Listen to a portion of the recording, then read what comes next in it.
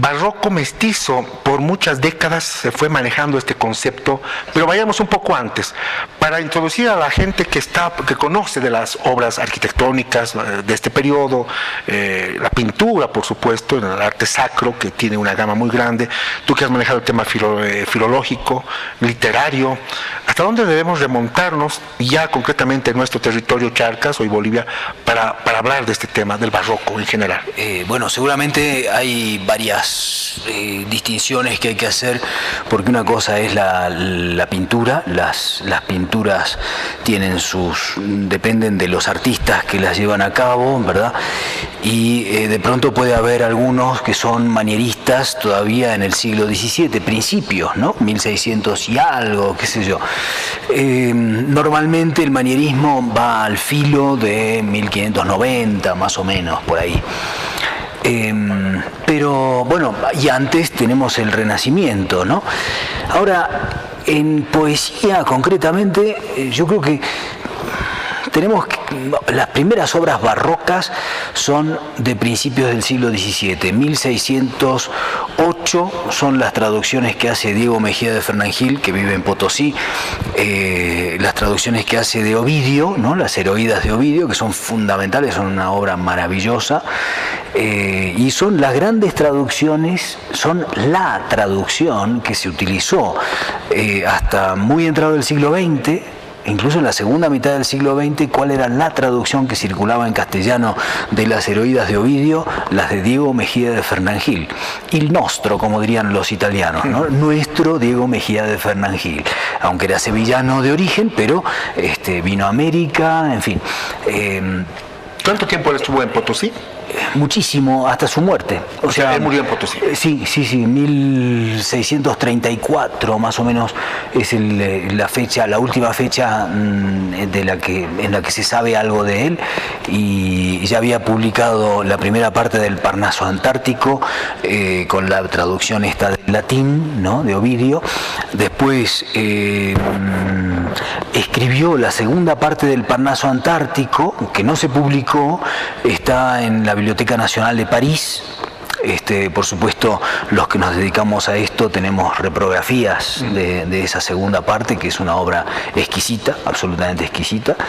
Y después tenemos la tercera parte del Parnaso Antártico, que no la tenemos porque lamentablemente no aparece por ningún lado. O sea que cualquiera de los que nos están viendo, si encuentra un manuscrito con letra del siglo XVII que diga tercera parte del Parnaso Antártico, que llame al 775-28144. Alguna vez hablábamos contigo de que, bueno, Potosí se vuelve un laboratorio mundial en todo ese momento, en ese contexto. Llega lo mejor de los literatos de Europa, y llega también, tú, Fernando, que estás trabajando en todo el tema iconográfico, pictórico, llegan también grandes maestros que inclusive habían estado involucrados en la Sixtina, ¿no?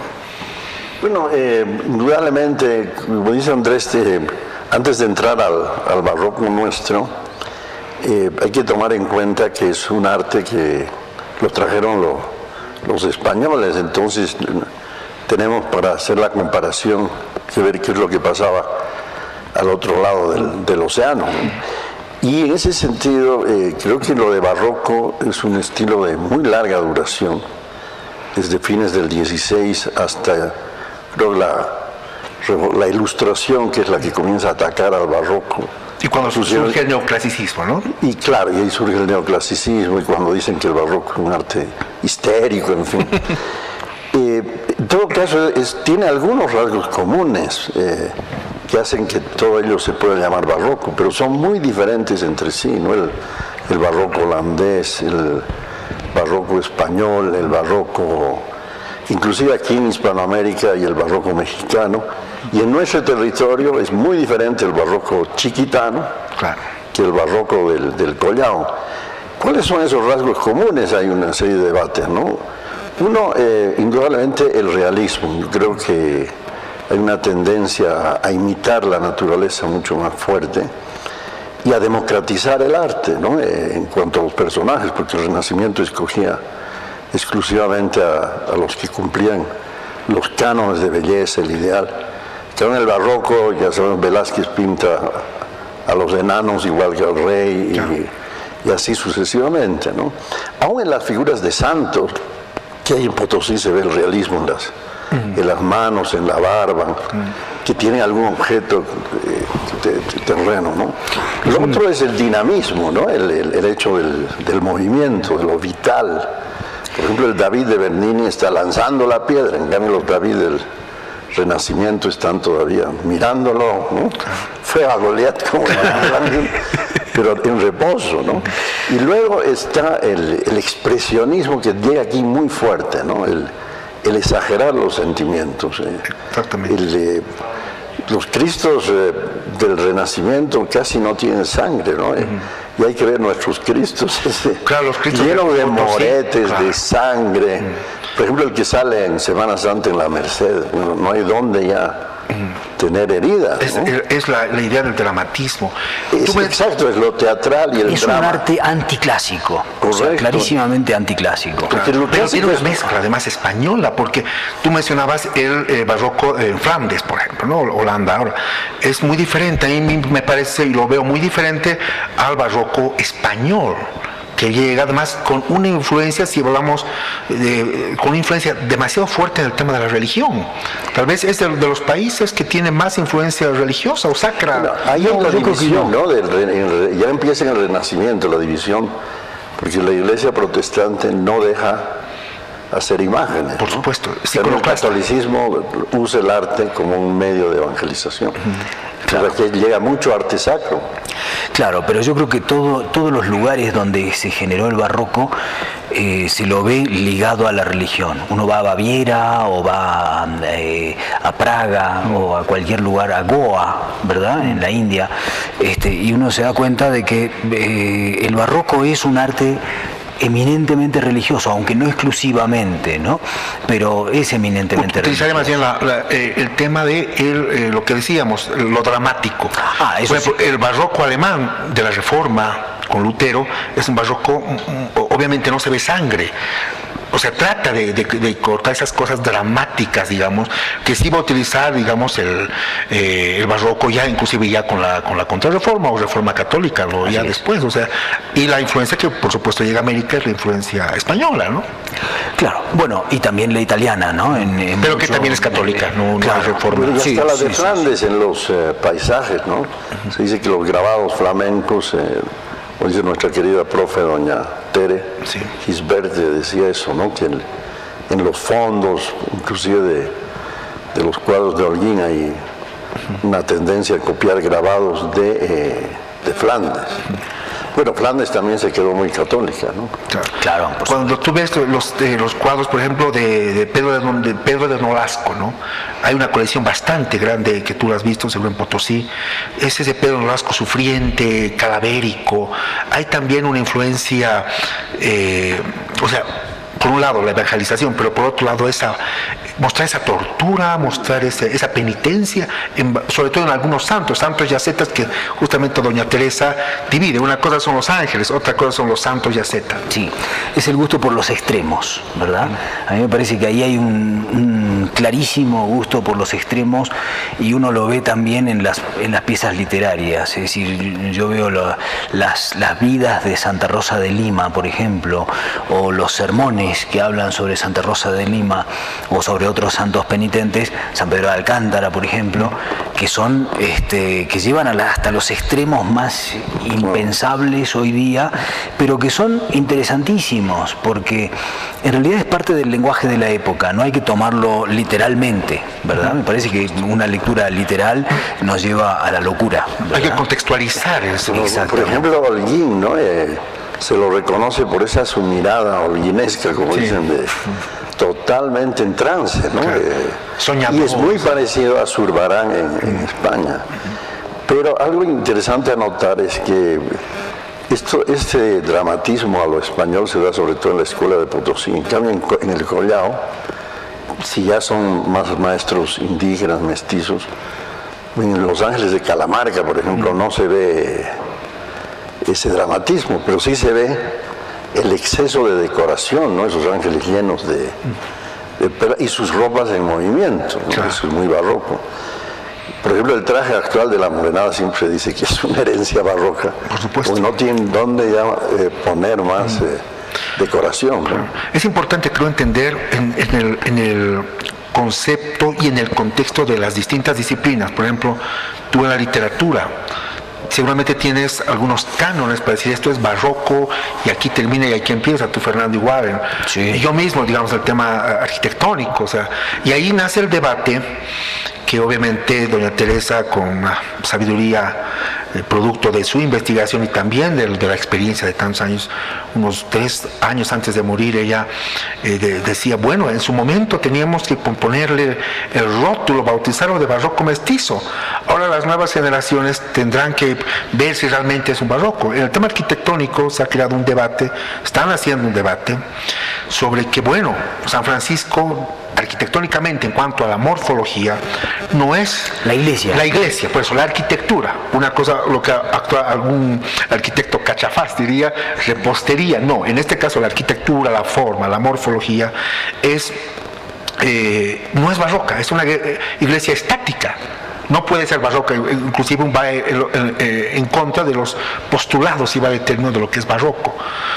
Pero los retablos, la fachada es plenamente barroca, además con una propia identidad. Esa mezcla de las tradiciones bíblicas, pero también con sirenas, con parte de lo nuestro, lo andino, ¿no? Claro.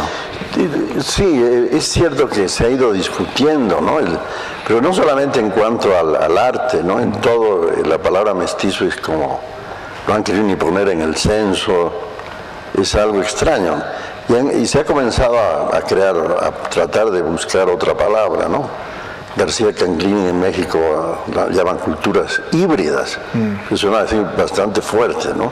Y luego, culturas compartidas suele... Pero acá en Bolivia, la verdad, cuando yo les digo a mis alumnos, pese a toda la pelea, los españoles trajeron el cerdo, los incas pusieron el mote y nació el chicharrón. Entonces, súper mestizo, ¿no? Porque es un ingrediente de un lado y otro del otro lado. Claro. Y viendo nuestra realidad actual, donde la religiosidad se entremezcla tanto y a la vez convive, yo sigo insistiendo en que hay que usar las palabras adecuadas de la época. Y en la época la palabra mestizo era normal, era como lo indígena de la ciudad. Y hay que recordar que San Francisco eran dos aylus de indígenas que pertenecían a la parroquia de San Sebastián y que la iglesia fue un punto de encuentro siempre, ¿no? Como ahora dicen, es el taipi en el término aymara, sigue siendo el gran taipi de la ciudad. Entonces hay ahora justamente una tesis que están presentando en historia de que los franciscanos fueron un gran vehículo, ¿no? En su momento, estando ahí, para lograr compartir esas dos visiones. Pues, ¿cómo llamamos eso, no? A muchos paseños, ahora les los desafío a los que están viendo, han visto la fachada de San Francisco tantas veces que han pasado. ¿Qué mujeres hay? Y los alumnos a veces se quedan, la mayoría, o haces una encuesta y las dos, está San Francisco, está visible, pero a sus laditos están dos mujeres dando a luz, ¿no? ¿Y qué están dando a luz? Frutos. Bueno, eso es fertilidad, puede ser la madre tierra. Inclusive en la guía de la Universidad Católica se ha puesto claro. la Pachamama. Claro.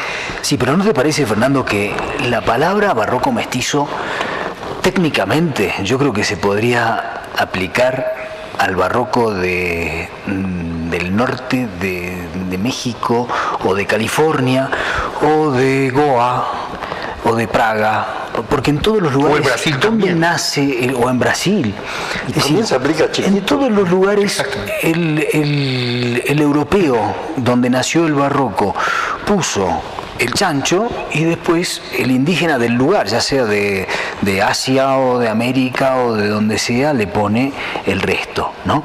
Entonces y sale el chicharrón, como tú dices. Entonces ya estaría de más ponerle el apellido mestizo.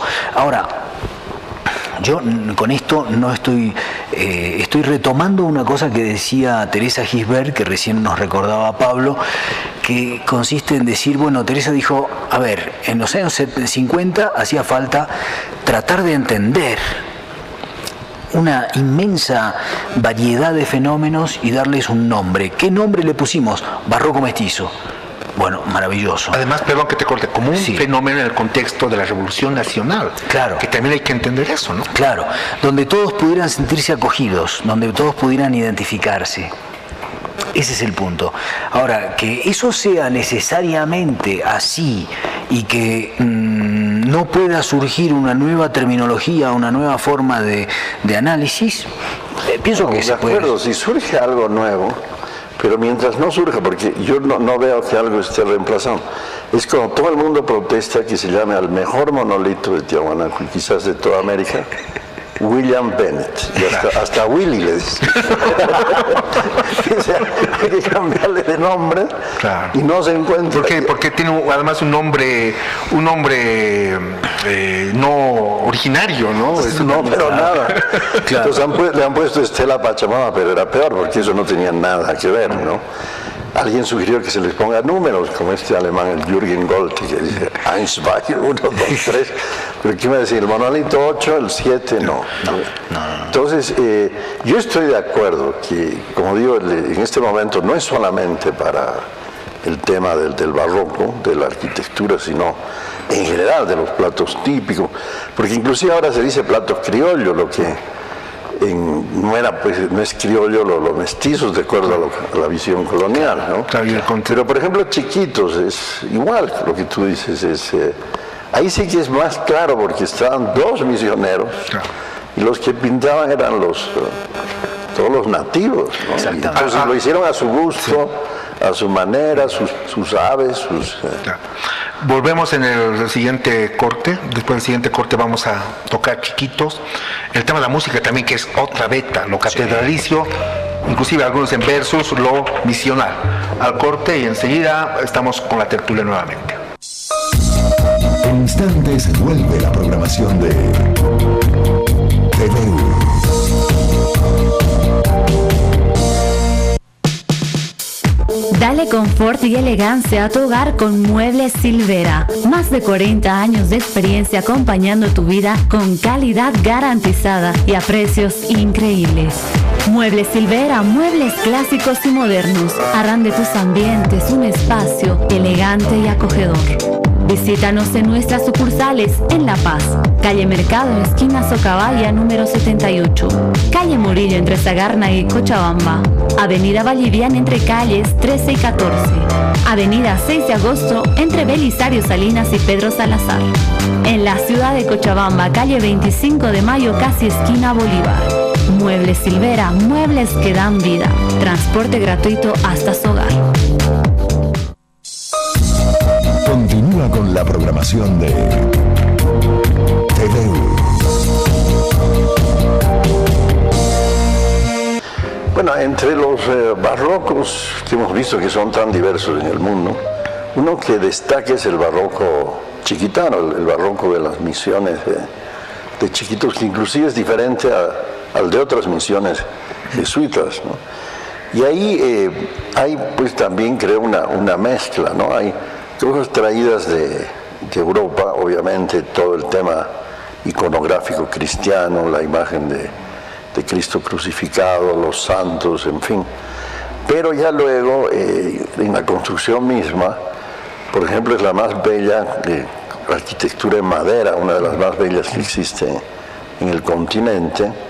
Ya cuando uno averigua qué árboles, ¿no? Son el soto, todos estos árboles típicos y que además varios de ellos tienen nombre en guaraní. Pero los jesuitas les enseñaron a hacer... convertir esos árboles en columnas salomónicas. La columna salomónica, ese sí que es símbolo del barroco que está ahí en el baldaquino de San Pedro de Roma, hecho nada menos que por Bernini, que es un fundador, ¿no? del barroco.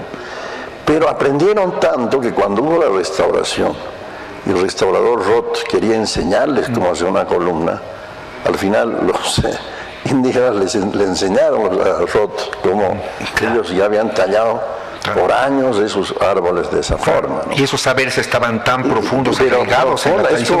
es como la música, ¿no? Que tú ves muchachos desde tierna edad y tocando el violín. Ahora, cómo pintaron, ¿no?, ese muralismo para pintar tan bellas iglesias. Claro, hay imágenes, ¿no?, que es muy diferente a lo que pasa en el Collado. Pero hay una paz ahí a través de las aves, las flores. Tanto es así que en Chiquitos llama la atención que la decoración de la iglesia se ha posesionado en todo el pueblo. Los hoteles, los restaurantes, las camisas. Ahora hay que ver al prefecto, por ejemplo, usando camisa chiquitana, con esos dibujos. O sea, lo chiquitano ha inundado. Y de pronto uno ve que son niños los que hacen, pero adolescentes que hacen ese tipo de imágenes, ¿no? Hay, por supuesto, por ejemplo, no sé si ustedes han visto la Semana Santa en San Javier. Wow, ese es lo que llaman la pasión viva, ¿no? Y presentar una promoción de cada año, ¿no? Y entonces allí está el Cristo crucificado y la gente lo vive, y inclusive hay cosas hasta anecdóticas, ¿no?, que el mal ladrón es el peor alumno.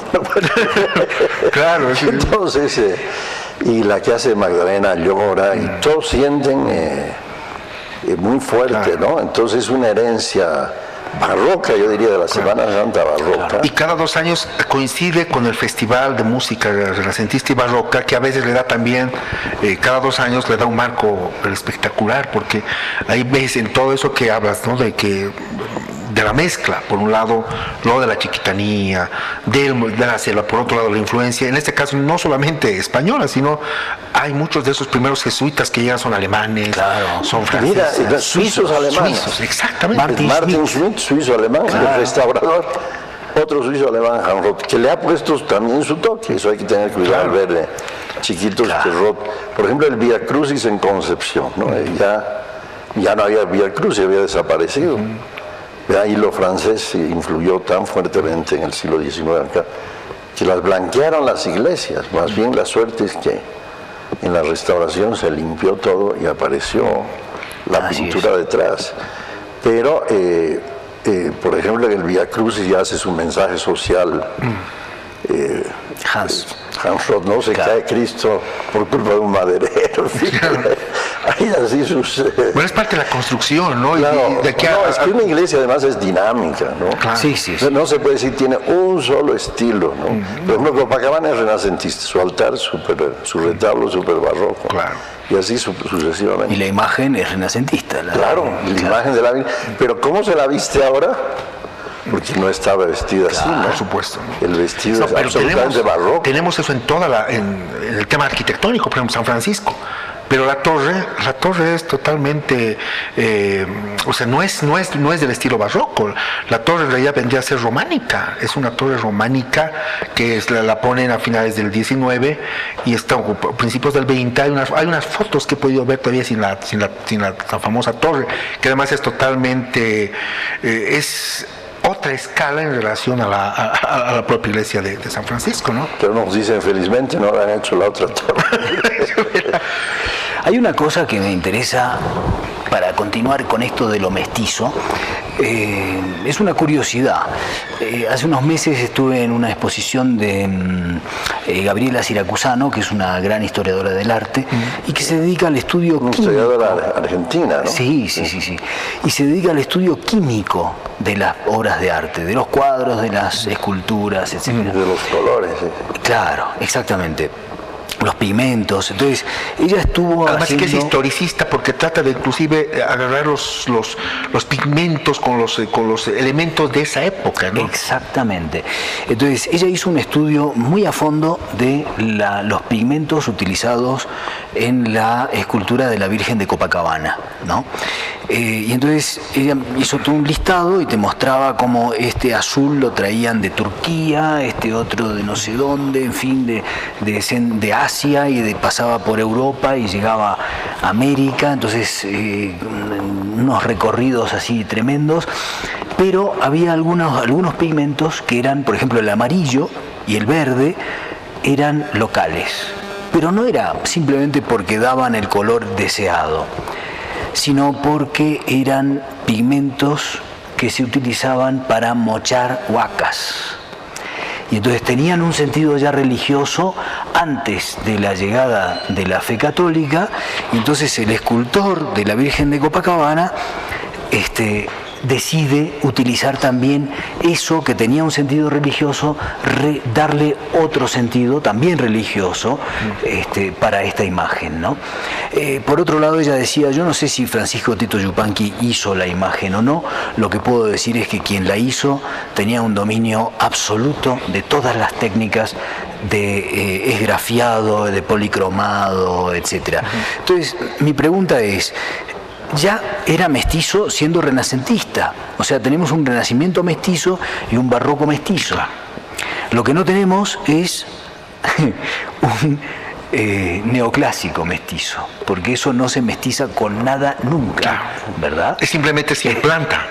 Claro. Es como los edificios esos de Miami ahora, ¿no? Que donde lo puedes llevar al alto, inclusive con un pésimo criterio, pero es un edificio de Miami, ¿no? Sí, o sea, no puedes poner otras cosas, no es como el cholet, digamos, bueno, que es otro tema, ¿no? Pero el neoclásico es muy difícil deja de ser neoclásico. Sí.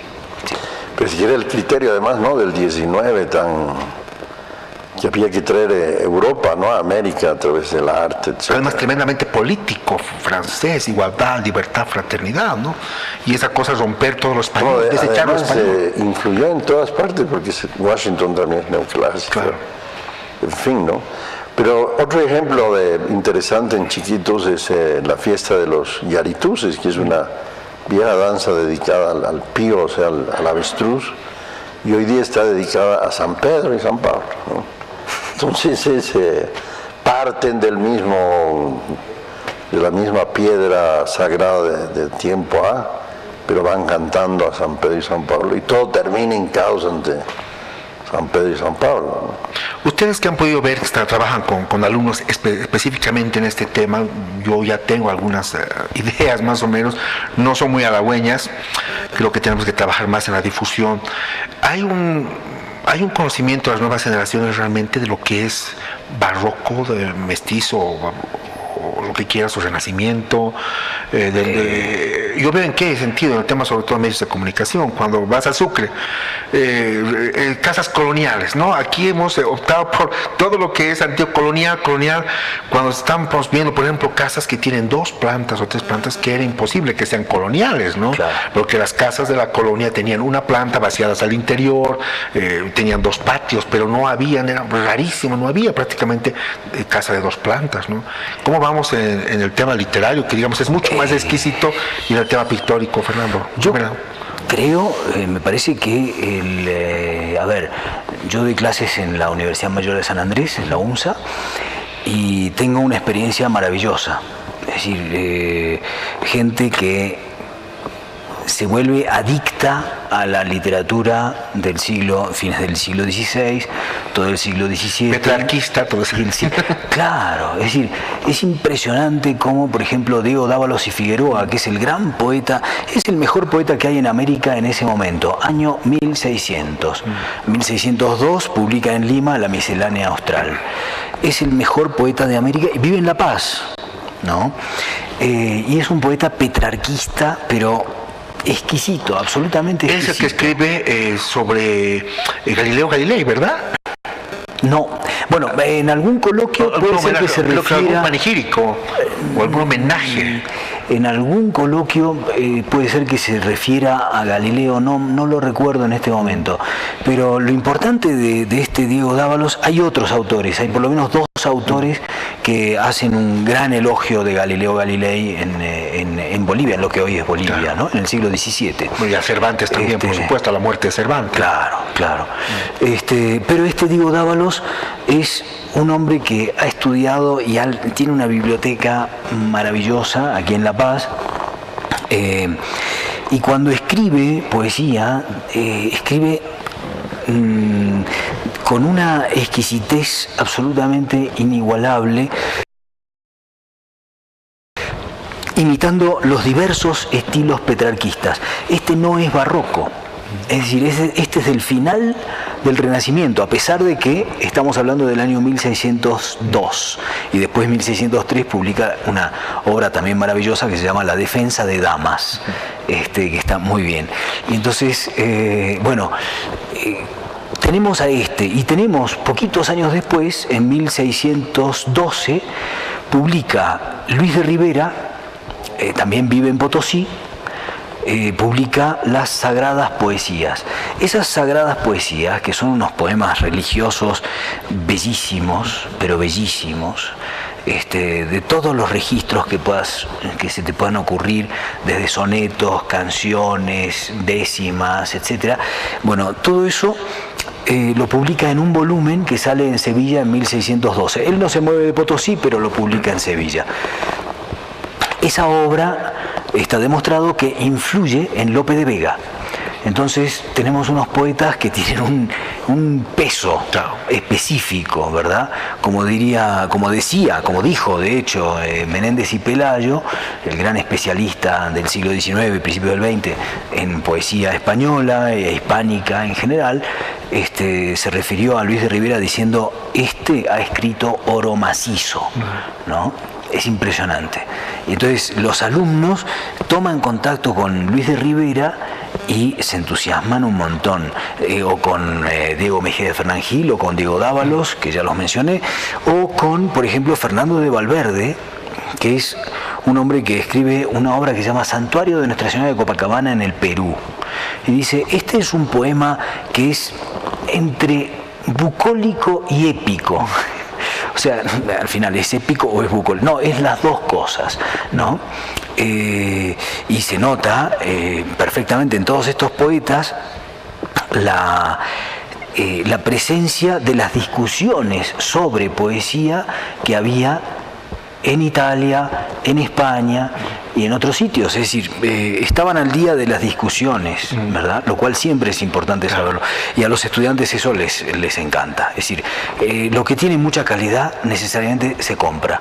Y entonces, el que tenga bolsillo suficiente, ¿no? Eso para el comercio, pero el bolsillo que hace falta para la poesía no es monetario, ¿verdad?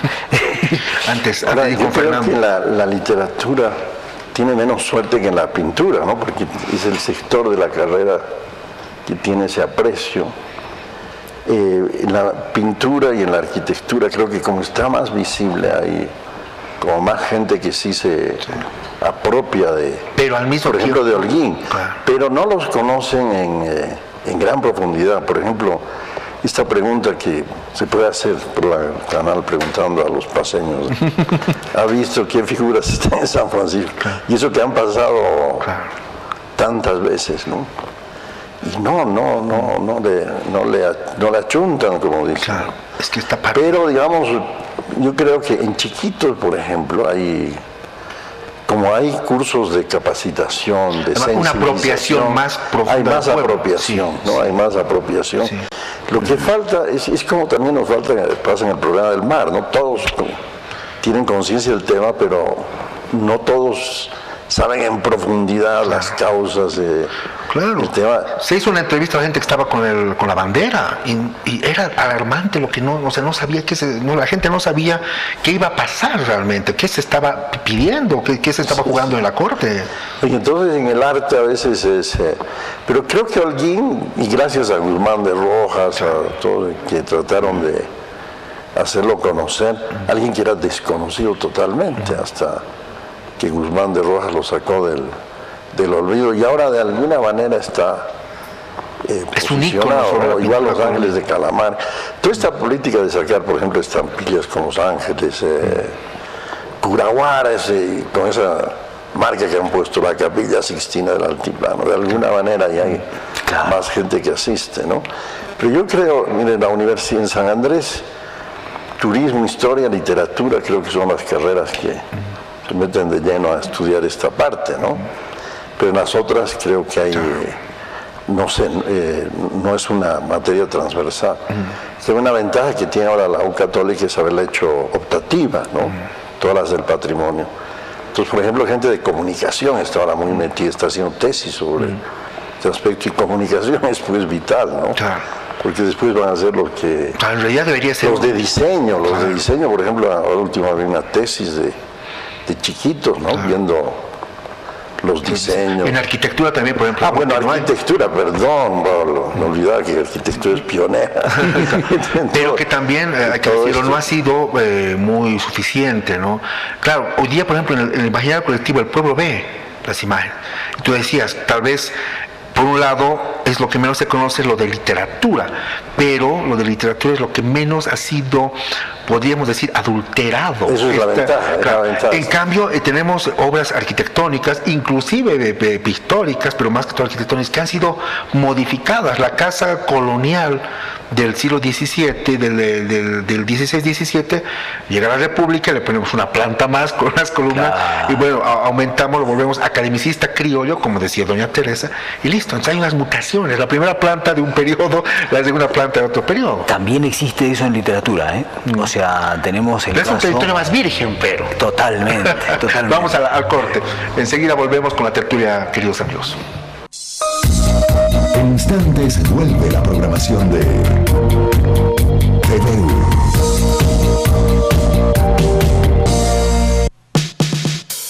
Dale confort y elegancia a tu hogar con Muebles Silvera. Más de 40 años de experiencia acompañando tu vida con calidad garantizada y a precios increíbles. Muebles Silvera, muebles clásicos y modernos, harán de tus ambientes un espacio elegante y acogedor. Visítanos en nuestras sucursales en La Paz, calle Mercado, esquina Socabaya, número 78, calle Murillo entre Sagarna y Cochabamba, avenida Valliviana entre calles 13 y 14, avenida 6 de agosto entre Belisario Salinas y Pedro Salazar. En la ciudad de Cochabamba, calle 25 de Mayo, casi esquina Bolívar. Muebles Silvera, muebles que dan vida. Transporte gratuito hasta su hogar. Continúa con la programación de TVU.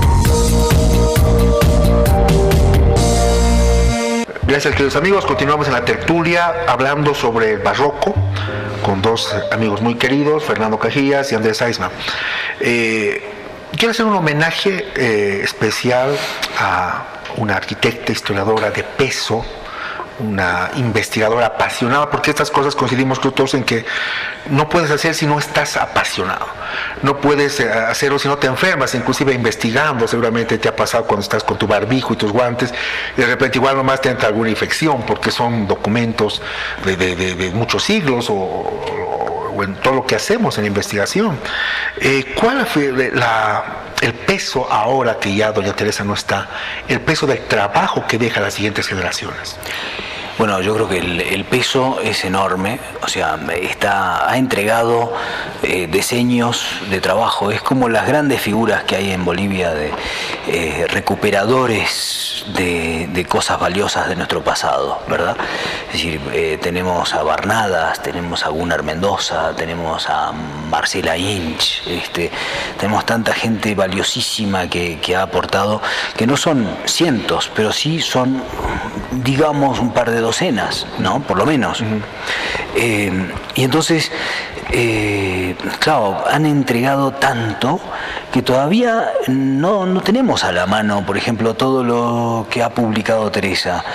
Ha publicado, sí, unos volúmenes que conocemos muy bien, y después ha diseminado artículos aquí y allá, y que habría que reunirlos y habría que publicarlos en pequeños volúmenes o en grandes volúmenes.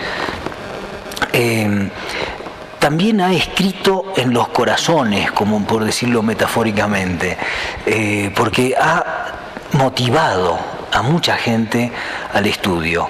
Es decir, yo he estado, por ejemplo, en Hamburgo, en algunas reuniones de estudiosos de fenómenos, de áreas de contacto, en áreas de contacto cultural de los siglos XVI al XVIII, y a cada rato aparecía el nombre de Teresa Gisbert, José de Mesa, ¿verdad? Con mucho reconocimiento, por supuesto. Lo mismo pasa en España, lo mismo pasa en cualquier otro lugar del mundo, es decir, en toda América. Pensemos el impulso que le dio a los encuentros internacionales sobre el barroco, ¿no? Que organiza la Fundación Visión Cultural, Norma Campos. Es decir, estas cosas con Teresa Gisbert, el hecho de que Teresa Gisbert estuviera ahí atraía investigadores de todo el mundo. su ausencia habría sido no solo tal vez clamorosa, no lo sé, pero habría sido posiblemente un incentivo mucho menor, habría habido un incentivo mucho menor para participar en esos encuentros. Y ella fue fiel a ese encuentro constantemente. Los encuentros de estudios clásicos, también, ¿verdad? Es decir, desde el principio, año 98, que ella participa, da su ponencia, etcétera. Después no es que estuvo constantemente, pero siempre que pudo participó en un encuentro de estudios clásicos. Estamos hablando, además, por ejemplo, dos de sus libros más emblemáticos, para mí, por la coyuntura, estamos hablando de fines de los 50, 60, Holguín, que es un trabajo de los más serios y los primeros, además, en monumentos de Bolivia, lo que obviamente van a mostrar pues la figura de Teresa Gisbert pues ya a un nivel pues realmente serio.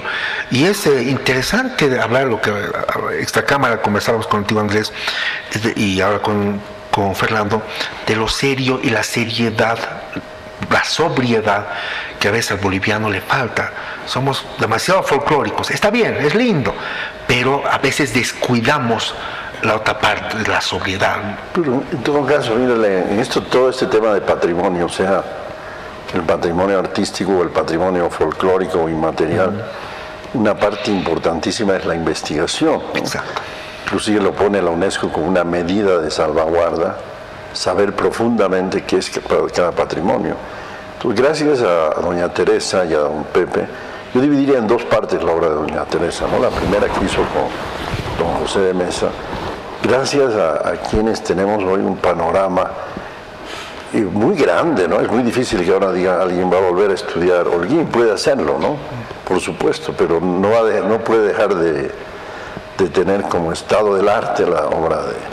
O sea, han visto muchísimo, ¿no?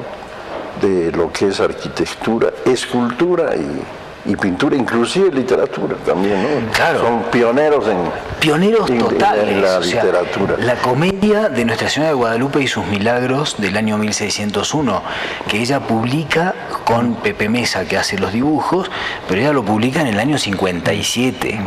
Y después publica el esquema de literatura virreinal en Bolivia. No, es una cosa fantástica, porque a partir de ahí empezó. Después, las reflexiones anteriores se pueden contar las hojas con los dedos de una mano. Ahora, la segunda parte de su obra, perdón, es ya cuando actúa más independiente, ¿no? Y entra en temas más indígenas, como el famoso arte textil que hace con mi hermana Marta y Silvia Arce. Y la fiesta es también una pionera en el estudio, precisamente movida por estos encuentros barrocos, que uno de ellos fue dedicado a la fiesta, sacó Tú también estuviste en la fiesta, ¿no? No, pero sigo, es interminable. Entonces, ella abortó en ese sentido, en el tema de investigación, porque es cierto que hay temas patrimoniales nuestros, ¿para qué vamos a citar los que están débiles? ¿No? Hay varios puntos débiles. En cambio, yo creo que el arte de la época colonial, bueno, ese fue un debate también, se llama virreinal o colonial, ¿no? Así es. Creo que al final ha primado lo de colonial, pero lo bueno de doña Teresa, y con eso, por eso digo, recupero mucho esto del barroco mestizo en el 18, es que fue demostrar, romper ese prejuicio que había, ese absolutismo, ¿no? Todos los indígenas estaban sufridos, por supuesto había gente muy sufrida yendo a la mita, etcétera. Pero había una gama de artistas. No ha habido hasta este momento, creo, y eso que ahora hay bastantes, tal cantidad de artistas indígenas como en esa época. Anónimos muchos de ellos, porque casi consideraban como una artesanía, ¿no? Sus talleres, en fin, como en el siglo XVIII. Y entonces ahí ve y uno dice, bueno, el XVI puede haber sido terrible, digamos, en materia de erradicar la religión, la cosmovisión andina, pero no el 18, creo que ahí hubo mucho más tolerancia, ¿no? Y de ahí que los artistas pues tuvieron más libertad de expresar. Y ese yo creo que es un gran aporte, ¿no? El mostrar que las continuidades. Estas cosas absurdas, absolutas, ¿no? Sí. Todos sufridos, cuando había caciques tan poderosos. Y hasta el día de hoy, eso siempre hablamos en el tema, por ejemplo, historiográfico, el maniqueísmo en el análisis. Uno, es bien fácil hacer el análisis desde nuestro contexto, pero hay que hacer un análisis desde ese momento.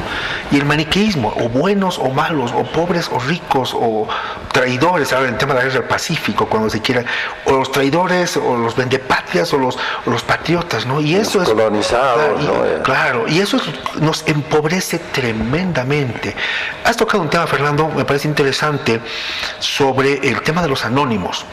Por ejemplo, en la música, sabemos por qué se llaman maestros indígenas anónimos, que están en las partituras. Primeramente, los compositores, por ejemplo, chiquitos, ya que has mencionado, los compositores eran los sacerdotes jesuitas músicos.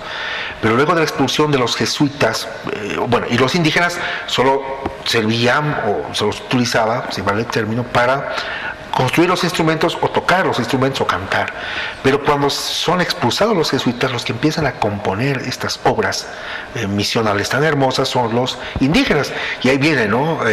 Maestros indígenas chiquitos. ¿Es por eso o porque hay algo que adoctrina decir, bueno, esto es para la mayor obra de Dios? Porque, por ejemplo, el tema de los partidos a la gloria de Dios, ¿no? O a la mayor gloria de Dios. Y entonces por eso se pone ese anonimato, lo mismo que pasa con la pintura, con los escultores o creadores de imágenes. Puede ser una de las razones, ¿no? En ese sentido creo que, en el Renacimiento es sabido que era la gloria del individualismo era muy fuerte. Entonces Miguel Ángel me hizo y el lograr es una marca Miguel Ángel, ¿no? Leonardo. Y cambia en el 18 no es, y todavía acá se puede ver qué autores, ¿no? Por ejemplo, en el mural de Carabuco hizo por Luis López de los Ríos. Claro. Pero no pasa eso con el maestro de Calamarca, con la pintura mural de Curahuara de Carangas. Con la mayoría de las obras musicales de la colección musical del Archivo Nacional de Bolivia, que los primeros, 750 ítems, o sea, carpetas de material, es de la región de los anónimos. Los europeos ponen Cipoli, Ceruti. No, pero también. Ahora, viendo lo que tú dices, a mí me pasó una cosa que me hizo pensar. Claro, son dos cosas diferentes, pero así en paralelo. Ustedes saben que los tíos de la mina, se puede decir, cada socavón tiene su tío de la mina. Y hay algunos que son unas esculturas maravillosas. Entonces, en ese afán investigativo, ¿quién ha hecho? ¿No? Nunca quieren decir, porque ahí viene un poco, es que se le ha parecido, ha hecho la imagen, pero no, es otra cosa, es como hacer una divinidad, no es para que el otro adquiera fama como artista, sino es una cuestión divina.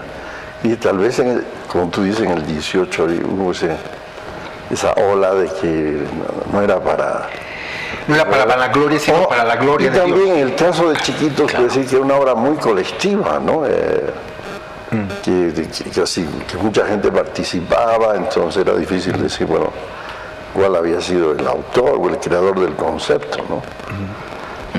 Pero es cierto que ahorita el pintor más conocido es el anónimo, porque el más prolífico. Más prolífico, porque conocido, digamos, en el referente, en el tema pictórico tenemos, si hablamos de la época colonial o de los virreinatos, tal vez para hablar con mayor propiedad, es discutiblemente el cochabambino Holguín, ¿no? Claro. Melchor Pérez de Holguín.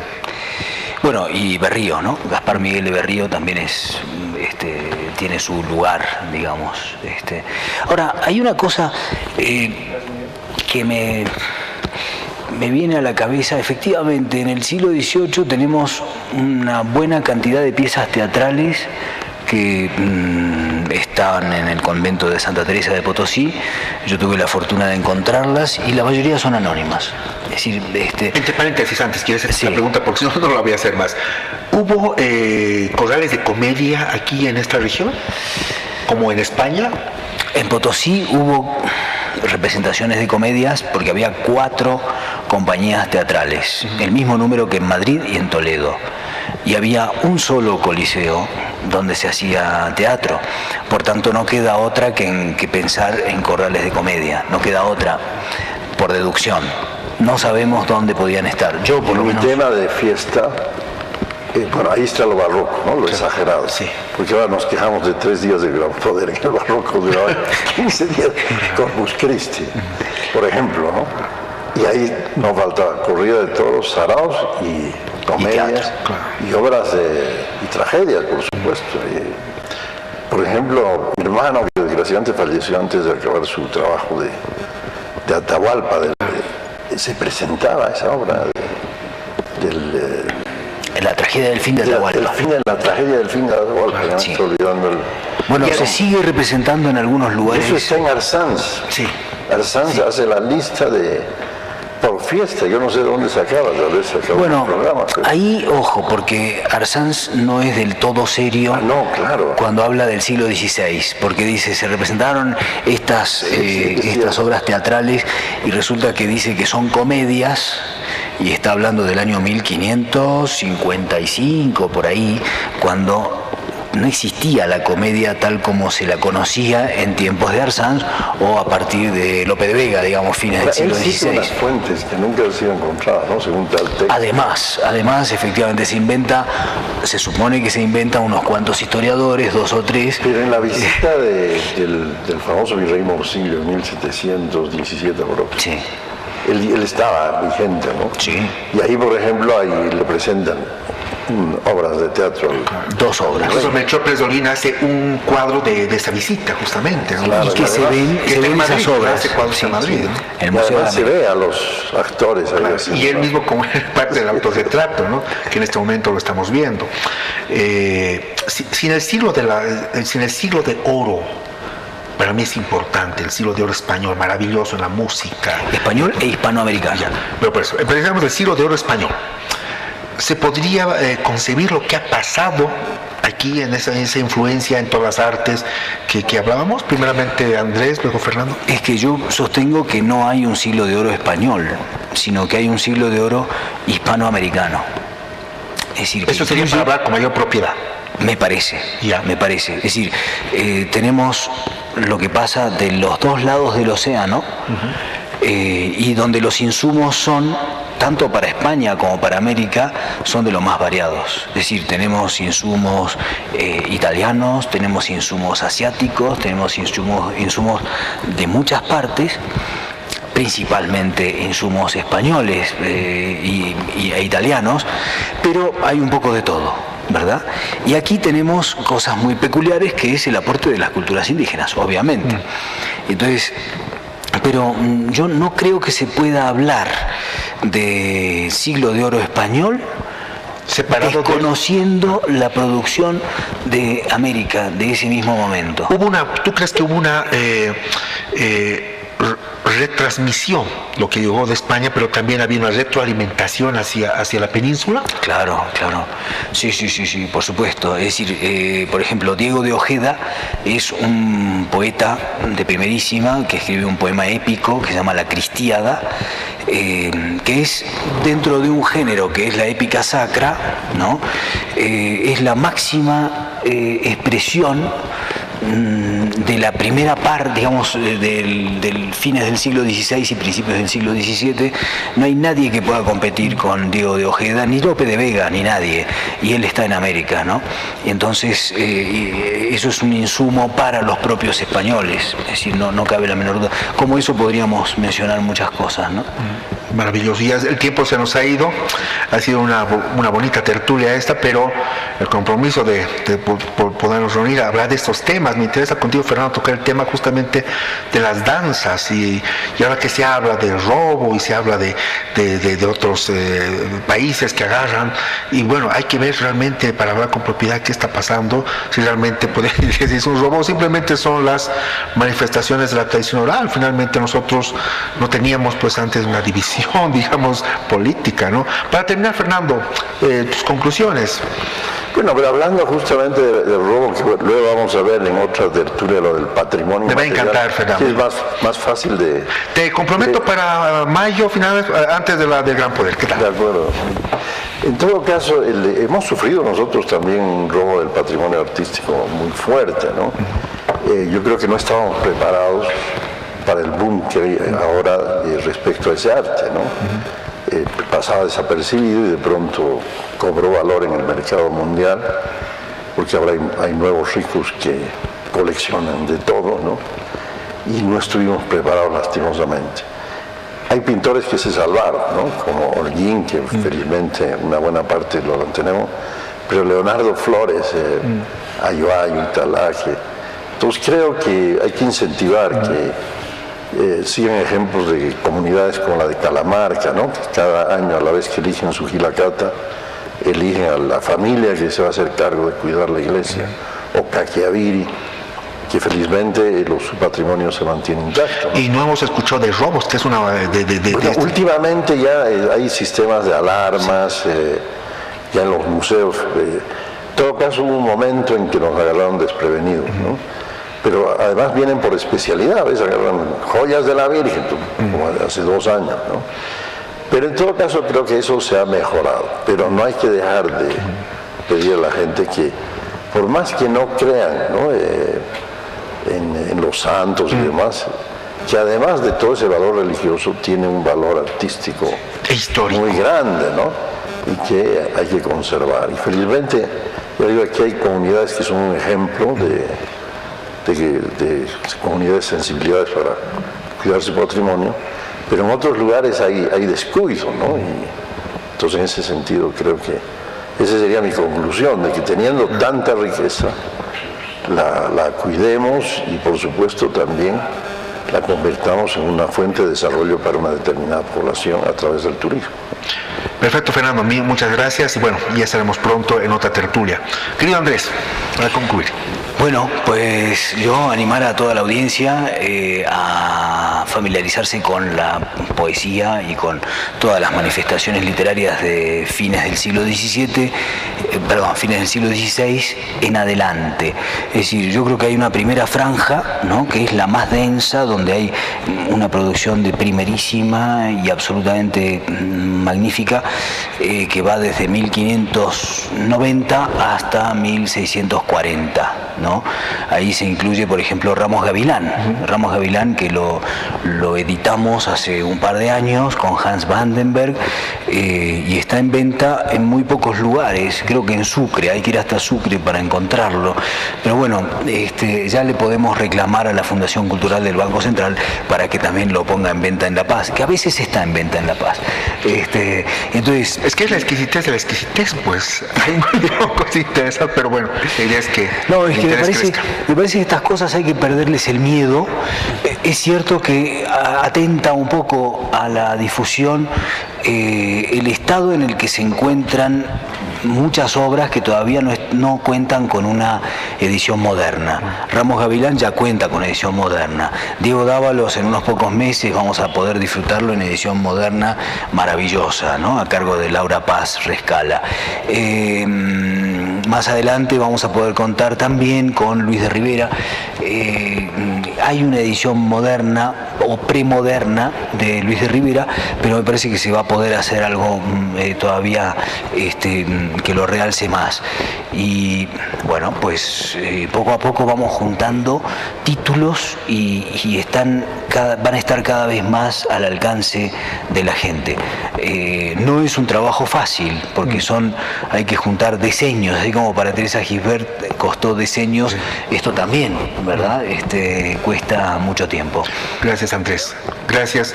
Y bueno, a ustedes, queridos amigos, muchas gracias. Ha sido un placer tenerlos en esta tertulia y este programa lo hemos querido dedicar a la obra, al legado de doña Teresa Gisbert. Soy un convencido de que la gente como doña Teresa, a veces, y no a veces, por lo general, hace más patria, hace más nación que toda la clase política de su contexto. Muchas gracias.